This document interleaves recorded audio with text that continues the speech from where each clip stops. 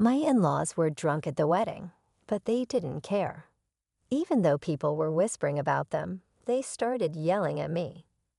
It's too late now that you're married, but if you want to be part of this family, you need to show us you have enough money, they said. Yes, your dad is right, so make sure to give us $1,000 a month as a new bonus, they added. I was shocked by their demands. I couldn't believe they would say such things at my wedding reception. I just stared at them, feeling my face go pale. My dad took the microphone from them. Enough is enough. Don't you realize you're embarrassing yourselves? He said, My name is Linda. I am a 30-year-old office worker.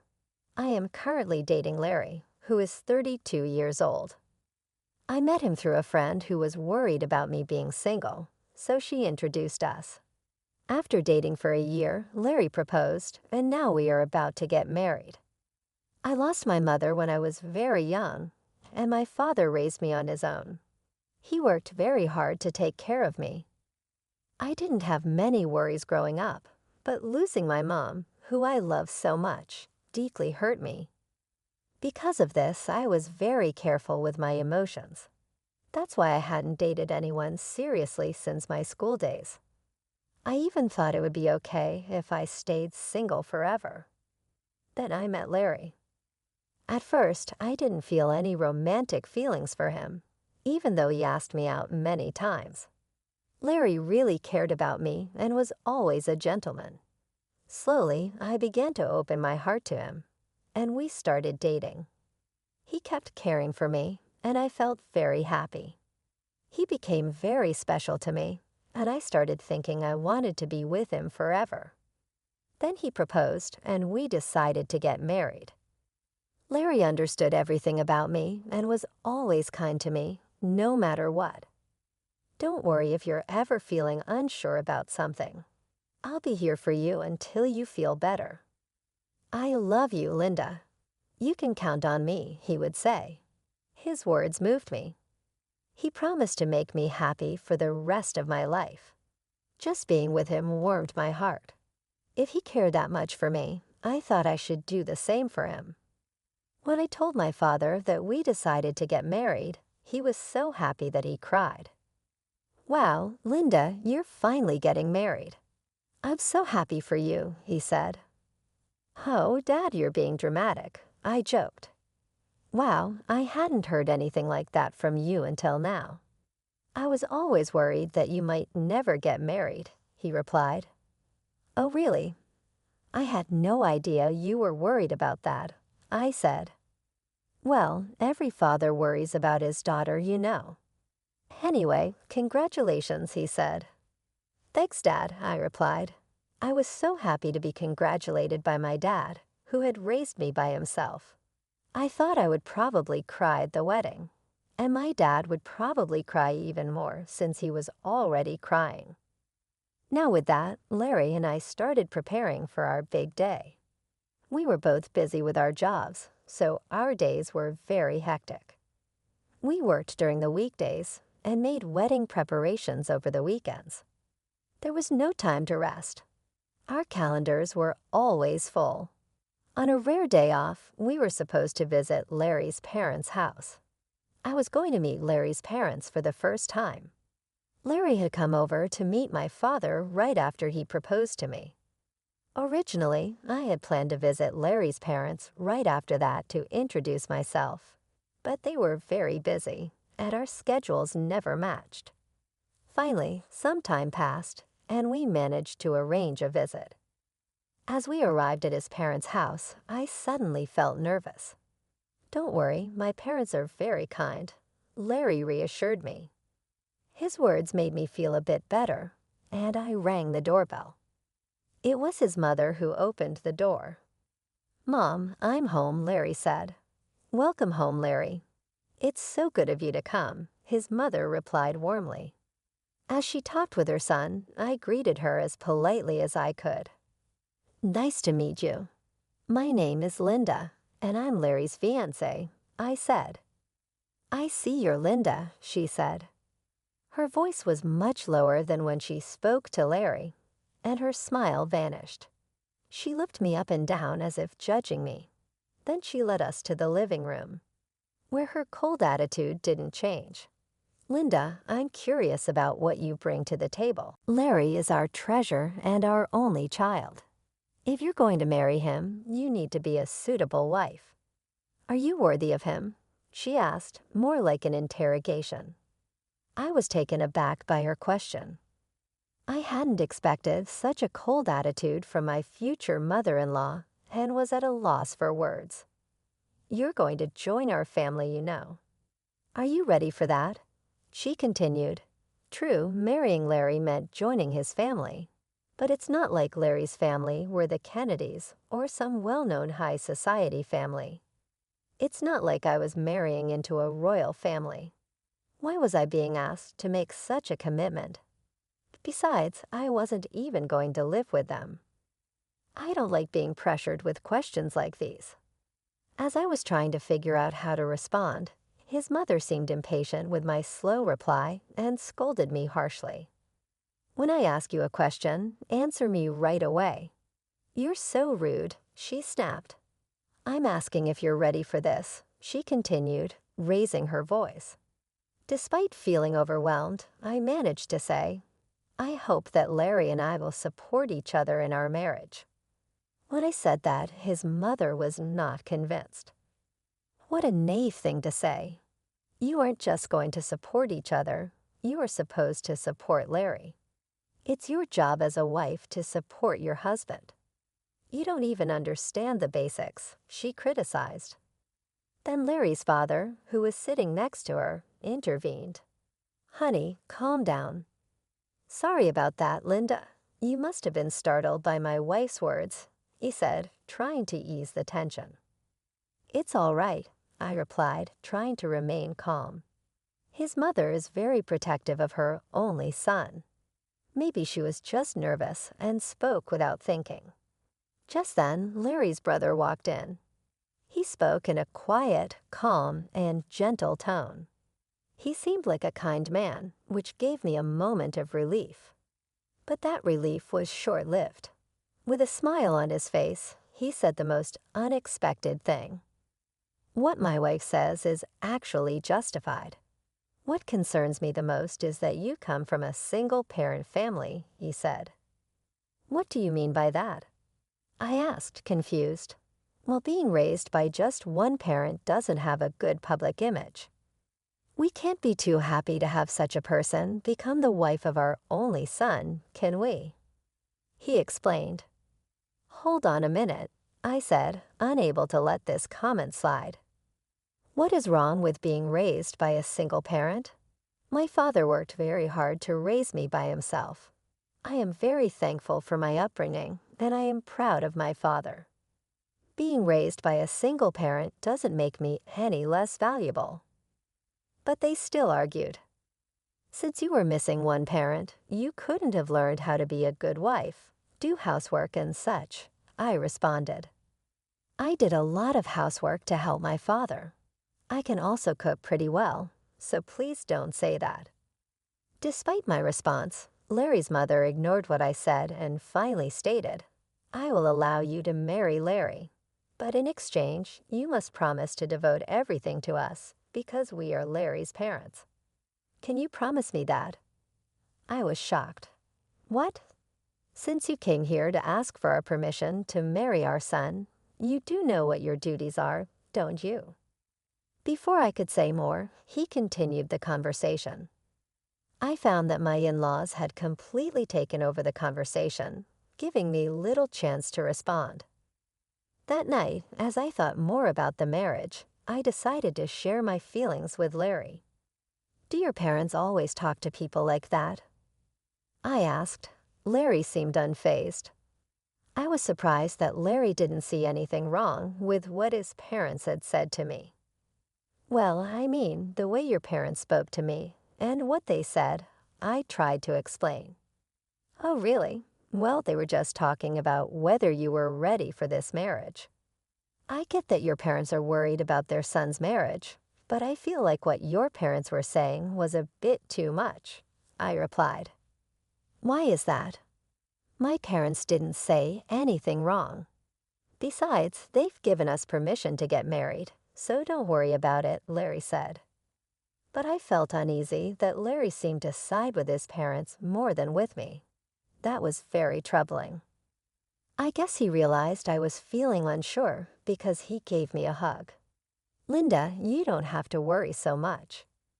My parents are just a bit upset because their only son is getting married, he said. He spoke as if he didn't fully support me. It's all going to be fine. Don't overthink it. I'm sure they just want what's best for us. They want us to be as good of a couple as they are. That's why they were a bit harsh, he added. Oh, really? I replied, maybe his parents have high expectations for us. But even if that's the case, I don't think it's right for them to belittle me because I was raised by my father. I don't think people who say such things make a good couple. We are the ones getting married, and we should be the focus, not the approval or disapproval. With that perspective, although I was still a bit upset, I decided not to dwell too much on his parents' opinions. Then the day of the wedding arrived. We had many guests, including our relatives, friends, colleagues, and bosses. I walked down the aisle with my father, who had raised me all my life. Larry and I exchanged our vows and rings. We were met with applause, and for the first time, I truly realized that I was getting married to Larry. I felt the happiness I had never felt before. As we walked into the reception hall, we made our way through the crowd, greeted by videos of us as part of the entertainment. It was a joyful time. I chatted with friends I hadn't seen in a while, and many people congratulated us, despite my earlier worries about his parents. I was glad I had decided to marry Larry. I was glad we decided to have a memorable day after the ceremony. We planned to officially register our marriage, and Larry and I would become husband and wife. I cherished every moment and felt so happy. Time flew by, and soon it was time for the final part of the event. The bridegroom and both sets of parents lined up to greet the guests. But I started to feel uneasy because of Larry's parents. We were all supposed to be standing in line, but his parents were wobbly on their feet. If you looked closely, you could see that their faces were bright red. They had drunk too much. Some relatives asked if they were okay. My in-laws were clearly drunk, but we had to wrap up the ceremony and get it over with. The moderator handed the microphone to me and Larry. Suddenly, Larry's mother snatched my hand away from him and yelled at me like a professional wrestler in the middle of a challenge. Listen to me, Linda. After this wedding, you're going to devote yourself to us completely. Prepare yourself because we are going to test you really hard. The guests started whispering to each other, and some even thought it was a joke and laughed. Then Larry's father grabbed the microphone. Linda, don't you feel embarrassed to wear a dress like that? It doesn't suit you at all, dear. You should tell her the truth. His mother chimed in as expected. The whispers among the guests changed in tone. I looked at Larry, hoping he would stop his father's rude comments. But Larry said he couldn't do that and that his parents weren't doing anything wrong. It became clear he would never protect me from his parents in the future. That was the moment I realized it. I was certain of it even as the hall buzzed around us. My in-laws were drunk and continued to insult me, while you're already married. But if you're going to be part of this family, you need to prove that you have enough money, they said. Yes, that's right. They continued. After you register your marriage at the city hall, you should give us a few thousand a month and your entire bonus. I was shocked by their words. I never thought they would say such things at our wedding reception. I just stared at them, feeling my face go pale. My father took the microphone from them. Enough of this. Don't you realize you're making fools of yourselves? He said, though still showing some respect. His parents glared at my father. Why are you interrupting us while we're talking? I knew this woman's father was no good. Single parents are never any good, they said.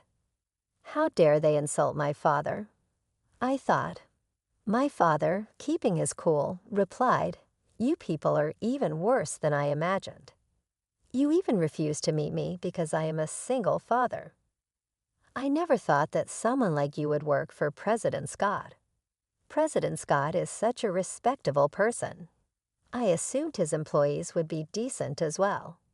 At that, my father-in-law's face turned very serious. "How do you know President Scott?" "He's a business partner of my company, and more importantly, an old friend of mine," my father explained. "And speaking of single parents, President Scott was raised by his mother alone. So you just insulted the president of the company you work for."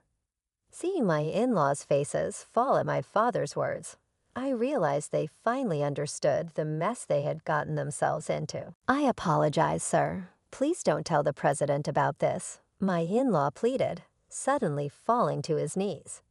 Just moments before, he had acted like he was in charge, but now he looked defeated. I could hear laughter from the guests. Some even pulled out their cell phones to record the scene. "No matter how much you apologize, you can't take back your words," my dad said. He walked over to me and asked if I wanted to go home with him. I said yes and took the microphone from Larry's hand. "Thank you for the great entertainment, but there will be no marriage," I announced to Larry and his parents and to everyone who attended. "I will make sure to return the money you gave us for this occasion." Then I left the reception hall with my dad. I caught a glimpse of Larry and his parents looking dismayed, and soon after, his relatives rushed over with worried expressions on their faces. The place must have been in complete chaos. As I returned their money, I apologized to the guests. They all expressed sympathy for me and praised me and my dad for our actions, saying it was good that we weren't taken advantage of by such terrible people. Later, Larry's coworkers, who had attended the reception, must have spread the word about what happened at his company.